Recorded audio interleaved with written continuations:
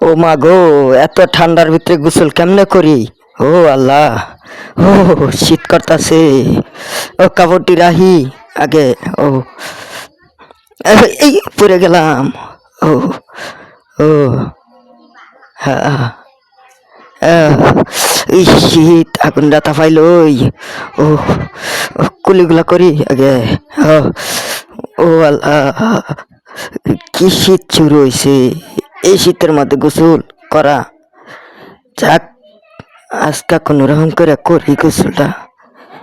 Minimum আর 6 মাস করতাম না, যতদিন এই রোদ না উঠবো এরম ঠান্ডার মধ্যে গোসল করুন যায়।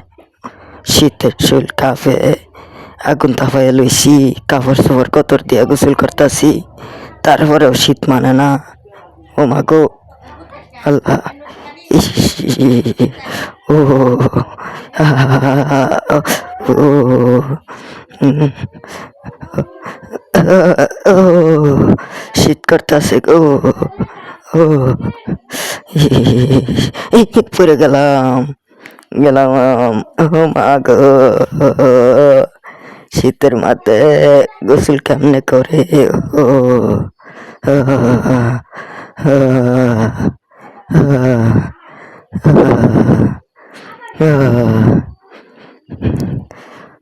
পানিটা দিয়া লই ভালো করে আসিল মতে।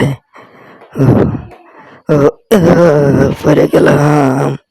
তোল, আমার দইরা তোল তোল।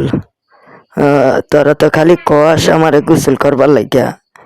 আমার যে এই শীতে শরীরটা একেবারে পড়ে গেছে, তোরা আমারে খালি কষ যে গোসল করো গোসল করো। শীত শুরুর সময় তো করছিলাম গোসল, আবার শীত শেষে একবার করলেই তো হয় গোসলটা, তাও খালি তোরা জুরি করস আমারে গোসল করো গোসল করো। দেখলি তো আজকা 2বার উল্টা পড়ে গেলাম এই গোসল করবার যাইয়া। ও ও ও ও শরীরটা চলে না, দুর্বল হয়ে গেছি। ও ও শীত আগুনটা তাপাই লই। ও আর পানি ডালা পাইতাম না, কাপড় বদলাই এলাই। গামছাটা লই আগে শরীরটা মুছি ভালো করে। আর 6 মাস তোরা আমারে কোনো গোসল টোসল করবার কইস না। এই শীত যতদিন আছে অন্তত তোরা আমারে গোসলের লেগে আর চাপ দিস না। দেখলি তো আমার অবস্থাটা।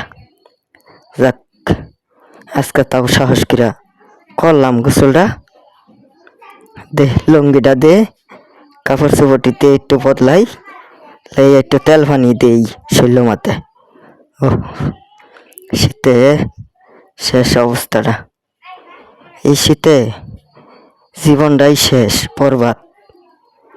ও কি যে শীত শুরু হইছে তেঁতুলিয়া থানার ভিতরে, একেবারে পাহাড়ি এলাকার মতন ঘন কুয়াশায় ঢাকা। আগুন দিয়া গোসল করুন লাগে, পানি দিয়া গোসল করতাম আগে, আর এখন না গোসলখানার বুগলা আগে আগুন ধরাইলো লাগে। আগুন ধরাইয়া এই শীতের মধ্যে গোসল করুন লাগে রে। ও বাবা, করো জায়গা।